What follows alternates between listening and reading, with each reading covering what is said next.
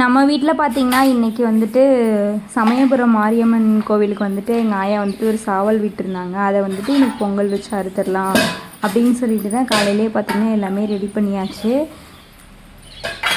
வாழைப்பழம், அதுக்கப்புறம் தேவையான பொருள் எல்லாமே எடுத்துகிட்டு வந்துட்டாங்க. அதுக்கப்புறம் பொங்கல் சருவம் எல்லாத்தையுமே கட்டப்பையில் போட்டு எடுத்துக்கிட்டு நான் வந்துட்டு கிளம்பிட்டேங்க. எங்கள் வீட்டில் பார்த்திங்கன்னா ஏதாவது பொங்கல் வைக்கணுன்னா கிணத்துக்கிட்ட போய் வந்துட்டு கிணத்துக்கிட்ட வந்துட்டு பொங்கல் வச்சு அங்கேயே பார்த்திங்கன்னா சாவல் இருப்போம். அங்கே பார்த்திங்கன்னா ஒரு தென்னை மரத்து கடையில் தான் இது எல்லாமே பண்ணுவோம். பாப்பா காது குத்தும் போது கூட பார்த்திங்கன்னா கோவிலுக்கு அங்கே அரியலூர் வந்துட்டு குலதெய்வம் கோயில் அது ரொம்ப லாங்காக இருக்கனால ஏதோ ஒன்றா இங்கேயே கிணத்துக்கிட்டே வந்துட்டு கும்பிட்டுக்கிறது. பாப்பா காது குத்து கூட பார்த்திங்கன்னா இங்கே தான் வந்துட்டு 3 கடாயுமே வெட்டினோம்.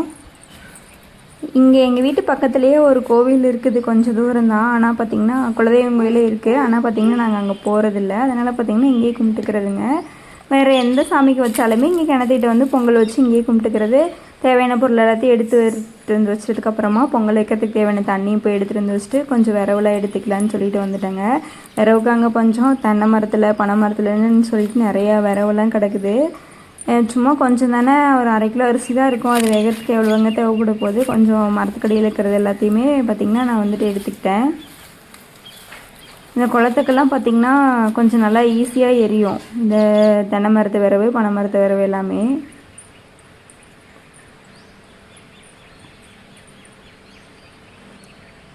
கொஞ்சம் எனக்கு தேவையான விரவு எல்லாத்தையும் எடுத்துகிட்டு போய் அதையும் பார்த்திங்கன்னா நான் இப்போ எங்கே பொங்கல் வைக்கிறேன்னா அங்கே போய் எல்லாத்தையும் எடுத்து போட்டு வச்சுட்டேங்க. பொங்கல் வைக்கிறதுக்கு வந்துட்டு அடுப்பு ரெடி பண்ணலான்னு சொல்லிட்டு கல் எடுத்துகிட்டு வந்து போட்டுட்டு இருந்தாங்க. ஏற்கனவே பார்த்திங்கன்னா நான் இங்கே பொங்கல் வச்ச கல் தான் பார்த்தாலே தெரியும். ஒரு இடத்துல பார்த்திங்கன்னா கொஞ்சம் அந்த கறியெல்லாம் ஒட்டியிருக்கும். இப்போ போய் எடுத்துகிட்டு போய் உரமாக வச்சுட்டாங்க. எப்பப்பெல்லாம் தேவைப்படுதோ அப்போல்லாம் பார்த்திங்கன்னா எடுத்துகிட்டு வந்து பொங்கல் வச்சுட்டு திருப்பி உரமாக எடுத்து போட்டுருவோம்.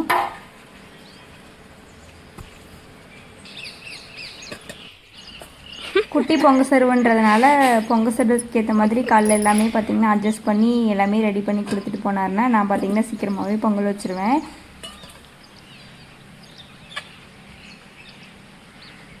ரொம்ப நாளாக பார்த்திங்கன்னா சாவல் வந்துட்டு மாரியம்மன் கோவிலுக்கு சமயபுரம் மாரியம்மனுக்கு வந்துட்டு பொங்கல் வச்சு அறுத்தரலான்னு சொல்லிகிட்டே இருந்தாங்க.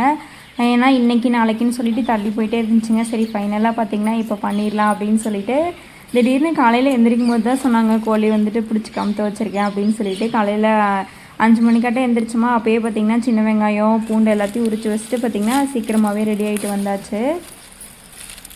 கொஞ்சம் சோவை வந்துட்டு எடுத்துகிட்டு போய் பற்ற வச்சோம் அப்படின்னா கொஞ்சம் விறகு நல்லா ஈஸியாகவே எரியுங்க. அதனால் பார்த்திங்கன்னா ஒரு தென்னை மட்டை பக்கத்துலேயே கிடந்தது. அதில் இருக்கிற சோவை எல்லாத்தையுமே பார்த்திங்கன்னா இனிக்கிட்டு வந்துட்டேன். கொஞ்சம் கற்பூரம் வச்சு பற்ற வச்சோம் அப்படின்னா சூப்பராக பற்றிட்டு எரியும்.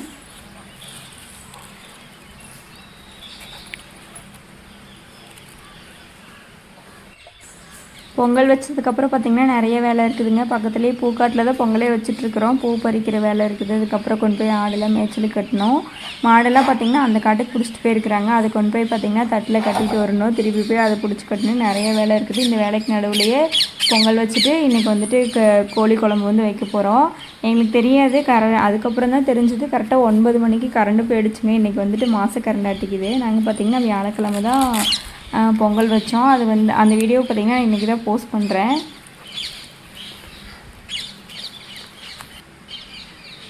கிளைமேட் பார்த்திங்கன்னா நல்லா இருந்தது. கொஞ்சம் வெயிலெலாம் வரலைங்க, நல்லா மோடமாக இருந்துச்சு. அதனால் பார்த்திங்கன்னா எனக்கு பொங்கல் வைக்கிறதுக்கு நல்லா ஈஸியாக இருந்துச்சு.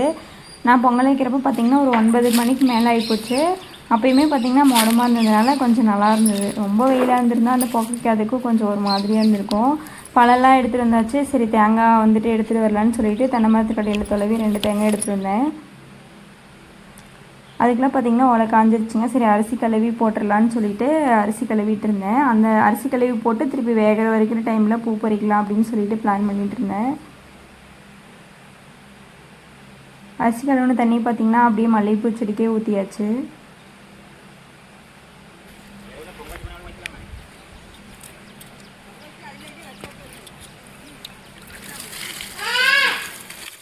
ஃபைனலாக சாமி கும்பிட்டு பொங்கல் நல்லபடியாக வரணும்னு சொல்லிட்டு அரிசி களைஞ்சி போட்டாச்சுங்க.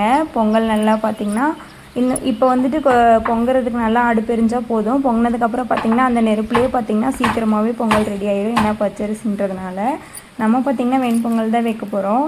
பொங்கல் பார்த்திங்கன்னா பொங்க ஆரம்பிச்சிருச்சா நான் கிண்டி விட்டுட்டு சரி பூ பறிக்கலாம் அப்படின்னு சொல்லிட்டு அந்த கேப்பில் போக ஆரம்பிச்சிட்டேன். ஏன்னா பக்கத்தில் இருக்கனால நான் வந்து அப்பப்போ பார்த்திங்கன்னா பொங்கல் வந்துட்டு பார்த்துருவேன். இப்போ பார்த்திங்கன்னா கொஞ்சம் நாளாகவே கொஞ்சம் விசேஷன்றதுனால பூ ரேட் வந்து கொஞ்சம் அதிகமாகவே இருக்குதுங்க. நம்ம காட்டில் எப்பப்போலாம் பூ கம்மியாக பூக்குதோ அப்போல்லாம் ரேட் அதிகமாக இருக்குது. பூ ரேட்டு வந்துட்டு அதிகமாக இருக்கிறப்ப நம்ம காட்டில் பூ கம்மியாக தான் இருக்குது. நம்மளுக்கு மட்டும்தான் இப்படி நடக்குதா இல்லை எல்லாருக்குமான்னு தெரியல. பூ பார்த்திங்கன்னா இன்றைக்கி கொஞ்சம் ரொம்பவே கம்மியாக தான் இருந்தது. ஒரு 300-400 கிராம் வரும். இருந்தாலுமே அதுவுமே ஒரு 200-300 ரூபாய்க்கு ஆகுங்க. பூ கம்மியாக இருக்கனால பார்த்திங்கன்னா நான் மட்டும்தான் இன்றைக்கி தனியாக பூ பறிக்க வந்திருக்கேன். எங்கள் வீட்டுக்காரர் பார்த்திங்கன்னா அந்த கேப்பில் கொண்டு போய் ஆடெல்லாம் மேய்ச்சலி கட்டிட்டு வந்துட்டார். ஆளுக்கு ஒரு வேலையாக செஞ்சோம்னா தான் சீக்கிரமாக ஒரு வேளை 2 மணிக்கு வேலைக்கு போவார். அதுக்குள்ளே பார்த்திங்கன்னா சமைச்சு சாப்பிட்டு போவார். 15 நான் சமைச்சிருவேன், அவர் சாப்பிட்டு போவார். பூ கம்மியாக இருந்தாலுமேங்க நல்லா மொக்கு நல்லா பெருசாக சூப்பராக இருந்தது. பார்க்குறதுக்கே நல்லா ஃப்ரெஷ்ஷாக இருந்தது. விற்கிறதுக்காக பூ பறித்து வச்சிட்டதுக்கப்புறமா சாமிக்கு வந்துட்டு நேற்று வந்துட்டு விட்டு பறித்த மொக்கு எல்லாமே பார்த்திங்கன்னா மலர்ந்துருந்துச்சு. அதெல்லாம் பறிச்சுட்டு போய் சாமிக்கு போடலாம் அப்படின்னு சொல்லிட்டு அதெல்லாம் நான் பறித்து வச்சுட்டேன். ஏற்கனவே செம்பருத்தி பூலாம் பறிச்சுட்டு வந்து வச்சுருந்தாங்க. நான் எடுத்துகிட்டு வந்த தேங்காய்லாம் ஒளியாக இருக்குதுன்னு சொல்லிட்டு எங்கள் வீட்டுக்காரர் போய் தென்னை மரத்துலலாம் தொலைவி 5-6 காய் எடுத்துகிட்டு வந்து அதில் நல்லா தான் 2 காய் பார்த்திங்கன்னா மட்டை பேத்து வச்சுருந்தாங்க சாமி கும்பிட்றதுக்கு. இந்த இடத்துல தான் பார்த்திங்கன்னா நாங்கள் குலதெய்வத்துக்கு வந்துட்டு எல்லாமே பொங்கல் வைக்கிறது, பூஜை பண்ணுறது எல்லாமே இங்கே தான் பண்ணுவோம்.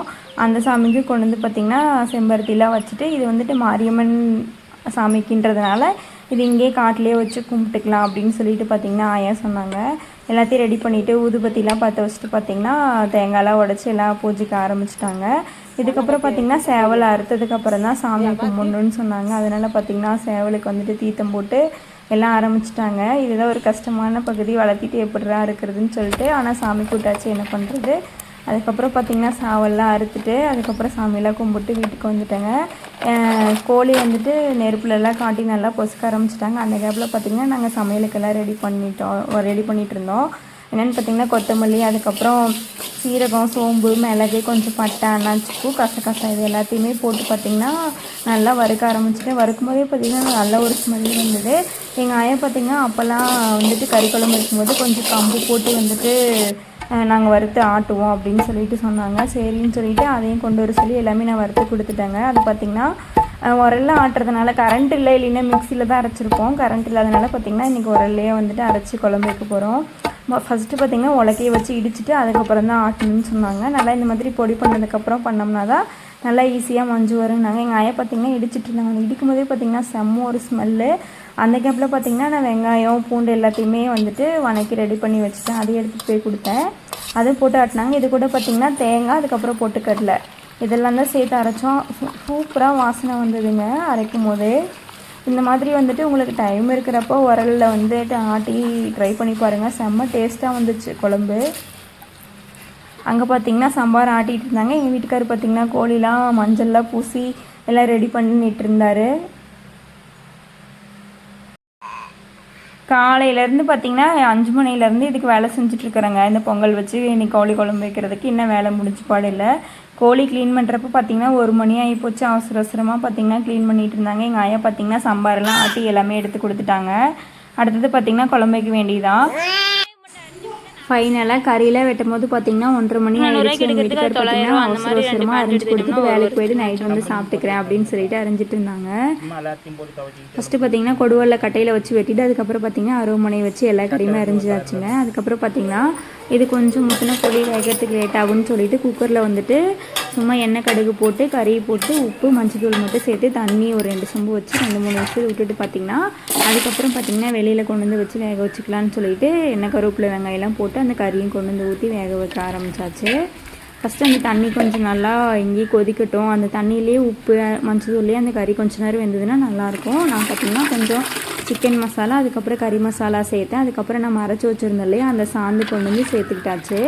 இதுக்கப்புறம் பார்த்திங்கன்னா நம்மளுக்கு எவ்வளோ தண்ணி தேவையோ அது வச்சு பார்த்திங்கன்னா உப்பு நம்ம செக் பண்ணிவிட்டு வேக விட்டுறலாம். மோஸ்ட்லி நாங்கள் கறி குழம்புலாம் செய்யும் போது பார்த்திங்கன்னா கொண்டு வந்து விறகடுப்பில் வச்சுருது. நல்லா வெந்துச்சு அப்படின்னா நல்லாயிருக்கும் அப்படின்னு சொல்லிட்டு அப்பப்போ பார்த்திங்கன்னா எடுத்து கிண்டி விட்டுட்டே இருந்தேன். நல்லா மூடி வச்சு வேகட்டும் அப்படின்னு சொல்லிட்டு கொஞ்ச நேரம் நல்லா வேக வச்சாச்சுங்க. அதுக்கப்புறம் எடுத்து பார்த்தோம் அப்படின்னா நல்லா கறிலாம் சூப்பராக வெந்துருச்சு. அவரும் வேலைக்கு போயிட்டார். ஆயாவும் காட்டுக்கு போகணுன்னு சொன்னாங்கன்னு சொல்லிட்டு கறி தாளிக்கவே இல்லை. அப்படியே இப்போ சாப்பிட்டு நைட்டு தாளிச்சிக்கலான்னு விட்டாச்சு. செம்ம டேஸ்ட்டாக இருந்ததுங்க. உரலில் வந்துட்டு சாந்தாட்டி வச்சதுனால டைம் இருக்கும்போது நீங்களும் ட்ரை பண்ணி பாருங்கள். இந்த வீடியோ பிடிச்சிருந்தா லைக் பண்ணுங்கள், சப்ஸ்கிரைப்